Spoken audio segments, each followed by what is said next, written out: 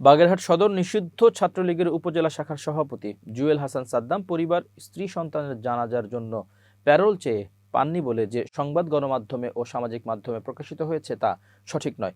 সাদ্দাম যশোর কারাগারে বন্দী ছিলেন। নীতিমালা অনুযায়ী যশোর জেলা ম্যাজিস্ট্রেট বরাবর আবেদন করারই ছিল যথাযথ, কিন্তু বাগেরহাটের জেলা ম্যাজিস্ট্রেট পরামর্শ দিলেও সাদ্দামের পরিবারের পক্ষ থেকে যশোরে কোনো আবেদন করা হয়নি। 2016 সালে শেখ হাসিনার সরকারের সময়ে সংশোধিত কারাবিধি অনুযায়ী সাদ্দাম প্যারোল পাননি বলে সরকারের প্রতিষ্ঠান তুলে ধরেছে। এতে বলা হয়, গত 23 জানুয়ারি 2026 তারিখে তার স্ত্রী কানিজ সুবর্ণা স্বর্ণালী পুত্র সন্তান শেহজাদ হাসান নাজিফকে হত্যা করে নিজেও আত্মহত্যা করেন বলে খবর প্রকাশিত হয়, কিন্তু পুলিশ বলছে এটা এখনো তদন্তাধীন।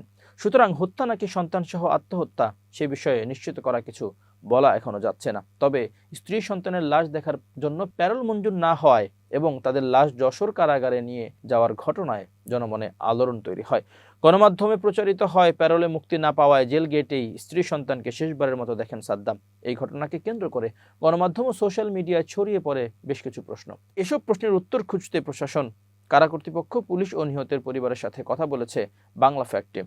প্যারোলের আবেদন গণমাধ্যমে যা আসেনি, ঘটনায় পরিবারের পক্ষ থেকে বাগেরহাট জেলা ম্যাজিস্ট্রেট বরাবর আবেদন করা হয়েছিল।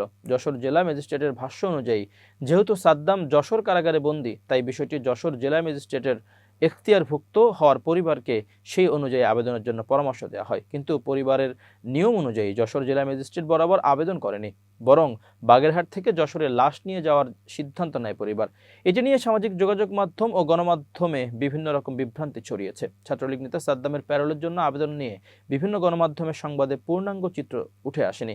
যেমন দ্য বিজনেস স্ট্যান্ডার্ড প্যারোলে মুক্তি মেলেনি, কারা ফটকে 5 মিনিটের জন্য স্ত্রী সন্তানের লাশ দেখলেন ছাত্রলীগ নেতা সাদ্দাম শিরোনামে একটি সংবাদ প্রকাশ করে, যেখানে কার কাছে প্যারোলের আবেদন করা হয়েছিল সেই তথ্য জানানো হয়নি। সময় টিভির সংবাদেও প্যারোলে মুক্তি মেলেনি লেখা হয়, কিন্তু এ ব্যাপারে বিস্তারিত লেখা হয়নি। অর্থাৎ এসব গণমাধ্যম প্যারোলে মুক্তি পাওয়া যায়নি এমন তথ্য দিলেও কোথায় আবেদন করা হয়েছে এবং বন্দী কোন কারাগারে আছেন এবং এ বিষয়গুলো স্পষ্টভাবে তুলে ধরা হয়নি, বরং এ নিয়ে বেশ ধোঁয়াশা তৈরি করা হয়।